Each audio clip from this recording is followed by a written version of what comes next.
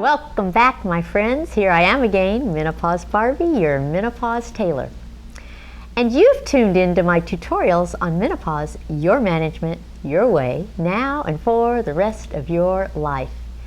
Now, you know that sometimes the material I present here on YouTube is in my book, right? But not today. Today's material is somewhat unique. So you won't find it in either the book or the outline notes. But you'll find it very interesting, to say the least. You're used to joining me for medical or scientific lessons, right? But today I'm going to give you a history lesson. That's right, I call it Menohistory. Now you might be thinking, why in the world would you give us a history lesson, Menopause Barbie? What do you know about history? Well, yeah, I'm certainly no historical scholar, but I do find history very interesting. Some aspects of it more than others.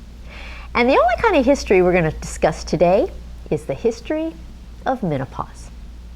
And that's the kind of history about which I do know a bit.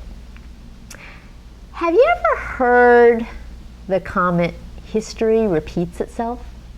Well, it's true with regard to just about everything. As a society, we run around in circles repeating our actions and our mistakes again and again. So let me walk you through the history of menopause and see if you don't think we're recycling history. I'll divide this information into timelines, but I'll put a spin on it here and there. So specifically, I'll highlight the days of the Roman Empire, the 19th century, the 20th century, and the 21st century. If you peer back to the days of the Roman Empire, now that was a period of a time between about 753 BC and 1453 AD. And actually there was a hiatus in the middle there where it wasn't the Roman Empire, but I'm going to group it all together because for purposes of menopause, nothing changed in that entire time. If you look at that Roman Empire, you'll realize that menopause really didn't even exist then. And that's because the normal lifespan for a woman was only about 23 years. You see, here's the Roman Empire on my little graph that I made, and what you see is this nearly flat line at 0. That means there was no menopause, period. There was no progress because there really wasn't menopause. No one lived long enough to be menopausal, okay? So, of course, an occasional woman lived to the ripe old age of 40, but few lived beyond that. And I can assure you that no one knew what menopause was. And this didn't change for centuries. You see, women had really hard lives, and they had many, many children. And this is back in the days when pregnancy and childbirth were both quite deadly. So women wore out at really young ages, and their husbands very commonly outlived them and even remarried. So the few women who lived longer than expected suffered seriously from menopause, but were simply labeled ailing females. They received very little sympathy and absolutely no medical help at all. And things have stayed that way for the vast majority of human existence. So when it comes to menopause, you can fast forward from the days of the Roman Empire all the way through to the early 19th century, because nothing really changed in all that time. The actual fact is that menopause has not been recognized as a serious social problem for the majority of human history. Now that's partly due to ignorance, and it's partly due to our lengthening lifespan. You see, nowadays, humans live longer than we're supposed to based on Mother Nature's plan. If you stop to think about it, every animal on Earth has a lifespan that's consistent with the size of its body. The smaller the animal, the shorter its life. And according to our size as humans, we should only live until we're about, 47 or 48. But actually, it's not really the body size that determines the lifespan of an animal. It's really the speed of its heartbeat. Go figure. Well, it works like this. Every animal on Earth basically gets 1 billion heartbeats in its lifetime. And when you get to your billion beats, when you use up your billion beats, you die. That's Mother Nature's formula for how long you get to live. So, well, think about it. Little tiny animals like mice have little tiny hearts that beat very quickly, and they get to their billion beats in just a couple of years and they die. And then huge elephants and whales have very large hearts with very slow heartbeats. They go thud, thud, and they take a long time to get to their billion heartbeats. So they live for a very long time, like 80 or 90 years. And there are only a few animals who defy that rule, and humans are one of them. Nowadays, humans are getting about 2.21 billion heartbeats. And the reason humans are outliers is because of all the advances we've made in science and medicine. Chickens are also fortunate. Yeah, they get 2.17 billion beats for some reason. Maybe that's why humans eat so much chicken. But the current human lifespan is inconsistent with nature's plan. Now, why is that? Well, because Mother Nature says, here's the deal. I'll give you birth, reproduction, and death. That's it. Once you've fulfilled your reproductive obligation to me, you're out of here. And if you look at the life cycles of almost all the other animals on Earth, life is all about reproduction. Most animals just reproduce and then die. Their job is done. In fact, the state of menopause doesn't even exist for the vast majority of animals. There are only 3 species of animals on the entire Earth that experience menopause. Killer whales, pilot whales, and humans. Some animals even hasten death after playing their part in the reproductive process. The females of some species actually kill the male after he's fertilized her eggs because, he's no longer necessary. And some female animals not only kill their mate, but they eat him too. Black widow spiders and praying mantises are notorious for this. Oh, and male bees, well, they die when their penis explodes inside the queen. Mother Nature, isn't she great? I think that some of these animals live by the mantra that a male is nothing but a life support system for a penis. The bottom line in all this is that humans live well beyond their intended lifespan. So we go through menopause instead of dying. We sort of dry up, but we don't die. And what about the emotional aspects of menopause? Back in the 19th century, menopause was considered a time of emotional vulnerability. That's when they incarcerated women in mental institutions for losing control or exhibiting hysterical behavior. Do you remember in tutorial 8 when I taught you the names of surgical procedures? And I taught you that the root word hist or hister means uterus, and the word hysterical means emotionally unstable or wild. So the literal translation of hysterical is emotional suffering in the uterus. What about the word hysteria, which is a psychiatric condition characterized by emotional irritability? And then there's the word histrionics, which means theatrical or dramatical. You see, all these words come from the assumption that these behaviors occurred primarily in women. That means they're a permanent part of our lexicon. I mean, with words like that, don't you think they affect our ability to get past the assumption that the uterus makes women act a little crazy? Think about the here and now. What do other people say about your menopause? Do they think you're hysterical? Do they think you're crazy? Do you think you're crazy? You know, I have a friend at the gym, and he's 70 years old. And he's somewhat of a character, but he's quite successful in his own right. And when I told him that I teach people about menopause, he said, "What's that?" He'd never even heard of it before. So I told him a bit about it. And now, every time he sees me, he says, "You need to talk to my wife. She's crazy. I think she's start craving menopausal. She's crazy."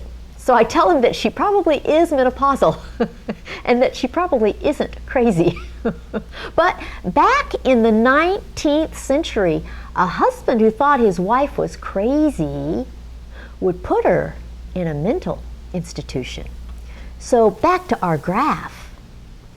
The 19th century here is where we see the hysterical behavior and people being institutionalized for it. Makes you really stop and think, doesn't it? So, does menopause still give people a reason to call women crazy? This is the 21st century. This is an example of history repeating itself. Or maybe it's an example of history never changing at all. Either way, I think it's terrible. How can we have progressed in so many areas and yet neglected to educate people about something as predictable, normal, and common as menopause? Remember, menopause is just puberty in reverse, and we've come a long way in managing puberty, so why not menopause? Well, now it's understandable that people didn't talk about menopause before they ever had any knowledge of it. I mean, when they died before ever reaching menopause, it's understandable. And it's understandable that they didn't know much about it when women first started to live long enough to experience it. But now, we've been living long enough for menopause to be as common as puberty. So why don't we talk about it? Are we so stuck in the past that we can't even begin the conversation? If you ask me, the current state of affairs is way behind the times. I mean, most women don't even know how to recognize menopause when it happens to them.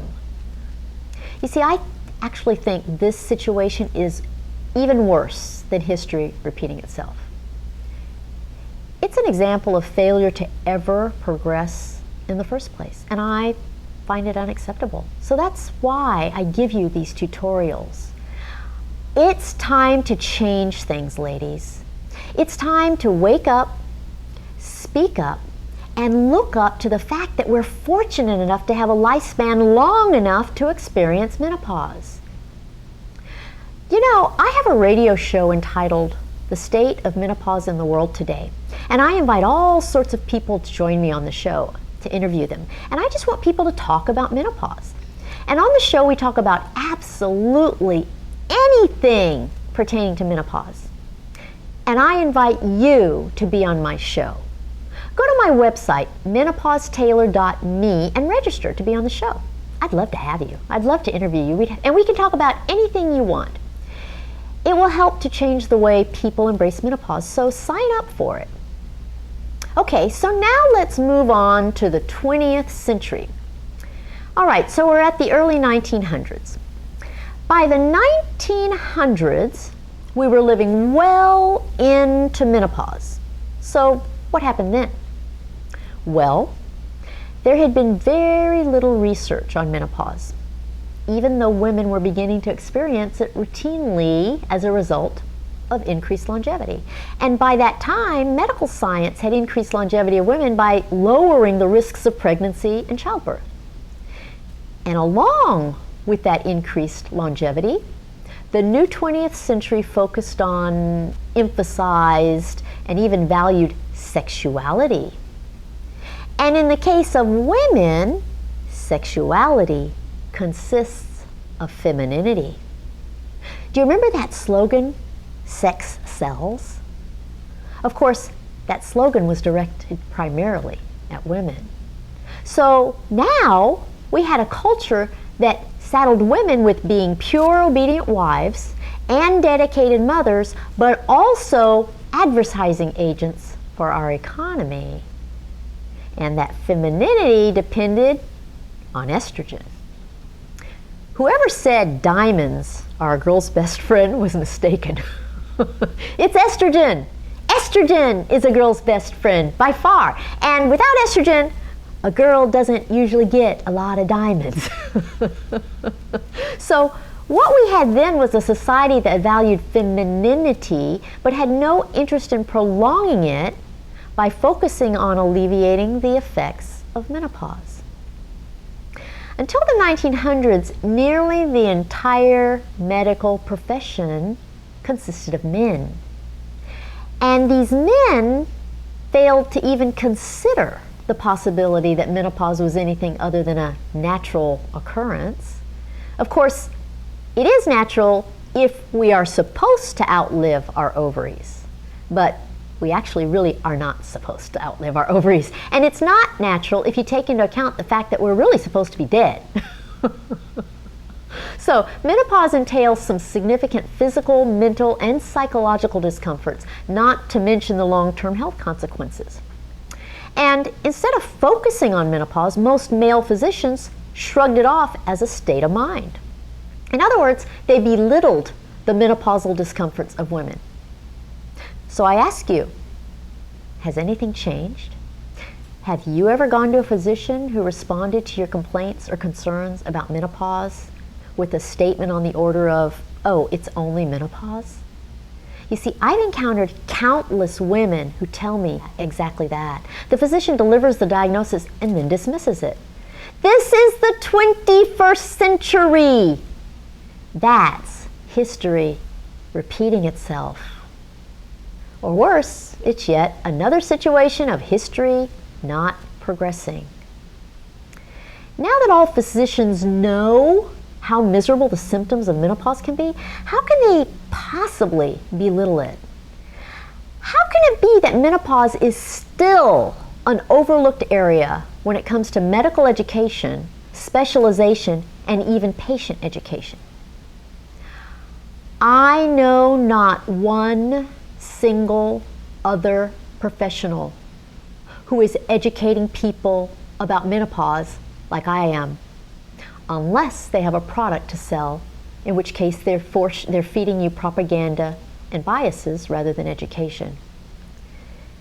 And the result is that we have an entire population of women woefully unprepared for one of the most significant phases in their lives. I find that sad. So later in the 20th century, menopause fell into the gynecological realm of being called the estrogen deficiency disease. In fact, in the early 1900s, a doctor by the name of Robert A. Wilson declared that menopause was a natural plague and that menopausal women were crippled castrates. Now, I know what you're thinking. You're thinking, how dare he? But Dr. Wilson was a pioneer on our behalf. He was a huge advocate for women. In Dr. Wilson's defense, he was the one physician who proposed that menopause was an endocrine deficiency disease no different than diabetes or thyroid deficiency. See, he believed that it was inhumane to allow women to live the latter portion of their lives in a castrated state due to a deficiency of their female hormones. And he even went so far as to write in the Journal of the American Geriatric Society, "Let us reverse the situation. Suppose the man of medicine noticed his own genitals gradually shrinking year by year. Would he be as indifferent to genital atrophy as he now appears to be? We think not." I like that. Dr. Wilson proposed that all women take estrogen at menopause so that they can be feminine forever. Here's the book he wrote. It's called Feminine Forever. And, you know, he The problem is, he was ahead of his time. Believe it or not, he was ahead of his time. And it wasn't until later that women began to actually take estrogen. And by the late 1960s, estrogen was the most frequently prescribed drug in the US. And it really at that time was considered to be the fountain of youth. Ladies, we don't have any kind of plague, and we are not crippled in any way with or without estrogen. But stop for a moment. Be honest with yourself. What are your own impressions of menopause? Do you view it as a curse to be dreaded? And if you do have a doomsday view of menopause, how do you expect to garner respect, sympathy, and assistance from others in dealing with it? Until we change our own attitudes about menopause, the rest of society will retain an ignorant, disrespectful attitude about it. So here we are in the 20th century, where you have femininity and sexuality, and you have estrogen deficiency. That's where we were then. Okay, so what happens next? Well, we're now almost up to the 21st century, which is present day, right?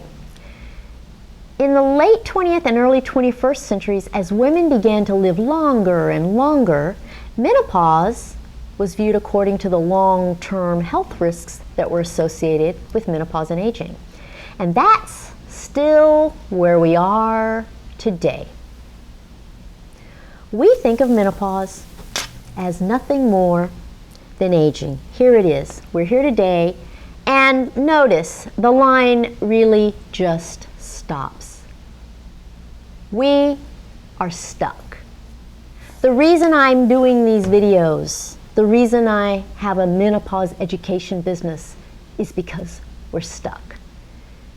But since Dr. Wilson's time, estrogen has gone from being the fountain of youth, used by almost all women, to a substance that is largely feared and forfeited by most women. Women now worry that it causes all sorts of cancers. So instead of feeling liberated by it, they feel victimized by it. Instead of reveling in the fact that they can be feminine forever, they cower under the thought of being miserable forever. You see, it's kind of like a pendulum. You know, we've progressed past the time when women only had esoteric herbal remedies at their disposal to a time when there are all sorts of pharmaceutical options. But the vast majority of women are afraid to use them. So the pendulum has swung from one extreme to the other. That's what a pendulum does. It goes back and forth, back and forth. Don't you think that's odd? Well, the fact is that pendulum swinging happens quite a bit in history. Society changes its collective mind about how it prefers to do things. This happens a lot in medicine too. You know, for a while, everyone wanted to breastfeed. Then nobody did. For a while, we routinely removed the appendix whenever we did abdominal surgery. Then we never did. Everyone wanted their newborn circumcised. Then nobody did. This is what happens. We go back and forth with all these things. I've lived through a time when all of those things are true. For a while, everyone was doing it one way, and then everyone was doing it another way. So where are you? Which century are you living in according to your attitude about menopause? You see, I may dress like I belong in the 19th century. I actually even prefer a lot of things about the 19th century. But when it comes to menopause, that's a whole different story. When it comes to menopause, I am way ahead, well into the 21st century, and I would like to bring you along with me. No more ignorance on your part regarding menopause. No more cluelessness or lack of respect or lack of support on the part of family or your physicians. And no more fear about the unknown. You see, it's time for all of us to take a great, big, giant step forward into the future and take control of our own menopause our own way. It's time for this cycle of history repeating itself over and over to stop. You know, you have already learned more than most people ever knew about menopause in the history of mankind. You are already becoming a pioneer of menopause, even though it's this late in our history. The problem with menopause is it's way behind. So stay tuned and relish the fact that you don't have to swing back and forth with the pendulum. You see, I think the pendulum swings are a problem because everyone gets stuck in one way or another. So I hope you enjoyed my little history lesson. I hope it sheds a little light on the historical perspective of menopause. And you know, I just love to look at things historically to contrast them with the way they are today. And the big question to ask yourself is if you are stuck in a former way of thinking or behaving about menopause. And if so, do you want to change that? You know that I respect you no matter what you choose to do, and I'm here to help you manage your menopause no matter how you want to do it, as long as you don't kill or eat your mate. I mean, that I wouldn't condone. But other than that, I'm here to help you do whatever you want to do. So that kind of does it for today. Don't forget to follow me, Facebook, Twitter, what's the other one? Instagram. You see, now that is an area where I am way behind historically in being on top of it. The social media thing, I'm a little slow, but not with menopause. So, you keep me moving forward with social media, and I'll keep you moving forward with menopause. How's that? Is that a deal? Okay, see you next time. Bye.